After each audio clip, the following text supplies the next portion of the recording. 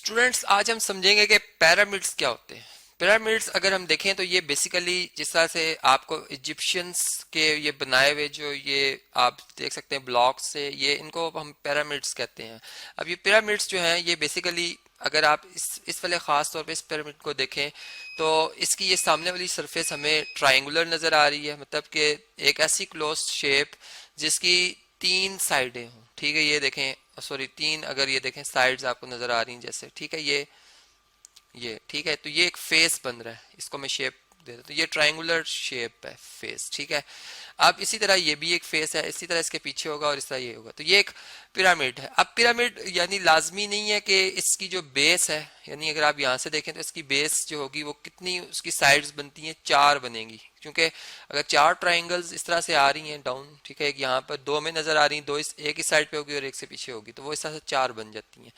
अब ये जो पिरामिड है ये बेसिकली इसको हम कहते हैं कि ये हमारे पास एक क्वाड्रिलेटरल बेस पिरामिड है। ठीक है, क्वाड्रिलेटरल कहते हैं कि चार साइडों वाली शेप को। अब मैं आपके सामने कुछ पिरामिड्स बनाऊंगा और फिर आपसे डिस्कस करूंगा उनको वन बाय वन। जैसे सबसे पहले मैं पहला जो हमारा फर्स्ट पॉलीगॉन होता है जिसकी तीन साइडें होती हैं, क्लोज फिगर जिसकी तीन साइडें हों, चलें एक ट्राइंगल बनाते हैं यहाँ पर। ठीक है, यानी आप ये अस्यूम करें कि ये जो है मैंने बेस रख दी है। ठीक है, मैं इसे शेड कर देता हूँ, मैं इसे ये शेड कर दिया। ठीक है जी, अब मैं इसकी एक फेस बनाने के लिए मुझे एक टॉप चाहिए यहाँ पर।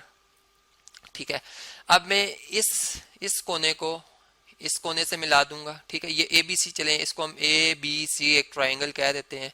अब इस कोने को अगर हम इससे मिला दें और इस कोने को इससे मिला दें, ठीक है, तो ये जो रीजन हमारे पास बनेगा इस बैक साइड वाला, ठीक है, ये समझ लें कि ये बैक साइड है।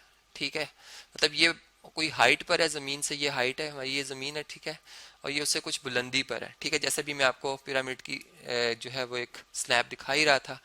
तो अब अगर इस फेस को भी मैं हल्का सा शेड कर देता हूँ, कोई लाइट सा शेड करते हैं, या चले चले डार्क शेड करते हैं, डार्क शेड, ये आ गया। ठीक है, और अब मैं इस वाले कोने को, चले इसको मैंने सी कह दिया था, इसको हम C1 कह देते हैं। ठीक है, इसे हम C1 कह देते हैं। अब मैं इस वाले कोने को अगर यहाँ से इस वाले कोने से मिला देता हूँ, या चले ऐसा बनाते हैं, इस तरह से इसको इस वाले कोने से मिला दें। ठीक है, तो अब एक फेस जो है हमारे पास ये वाला बन गया। ठीक है, ये आ गया। कितने फेस हो गए जी?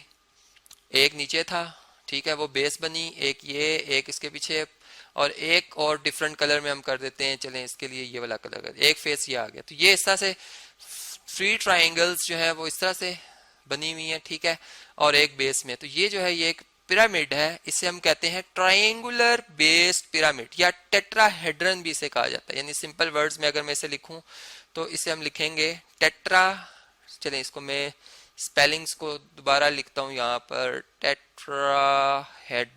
ठीक है, अब ये जो हमारे पास है ये क्या है जी?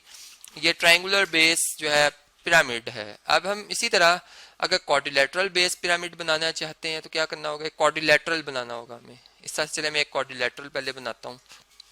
ये क्वाड्रिलेटरल है, यानी एक ऐसी फोर साइडेड क्लोज शेप को हम कहते हैं, ये हमारे पास क्या है जी? ये क्या है जी? क्वाड्रिलेटरल है। ठीक है, तो ये आ गया क्वाड्रिलेटरल, इसको हम P1, P2, P3, P4 कह देते हैं, ये आ गया।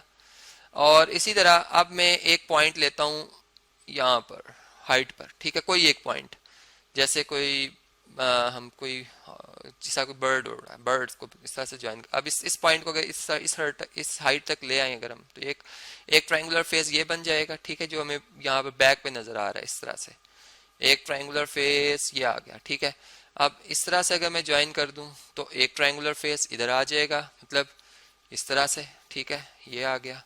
और अब इस वाले कोने को अगर मैं इससे मिला देता हूँ, चले मैं इधर मिला देता हूँ इसको इससे, इस तरह से। ठीक है, ये थोड़ा सा इसमें प्रॉब्लम ये आ रही है कि ये इस तरह से बनेगा। ठीक है, तो बल्कि इसको थोड़ा सा और प्रॉपर बनाते हैं, इसको यहाँ से, सॉरी, इसको यहाँ से इसे ज्वाइन करते हैं इस तरह से। ठीक है, तो एक फेस ये बन जाएगा, ये देखें थोड़ा सा यहाँ से हमें स्लाइड सा नजर आ रही है, ये भी ट्रायंगुलर फेस है। ठीक है, और एक फेस ये हमारे सामने है, जबकि बेस अगर आप देखें तो बेस ये एक फेस जो कि हमारे सामने आ रहा है ट्रायंगुलर फेस, तो ये इस पिरामिड की ये वाली फेस है, और इसकी जो बेस है उसको अगर मैं शो कर दूं तो वो येलो कलर में, येलोइश कलर में, ये जो बेस है ये इस तरह से, ठीक है।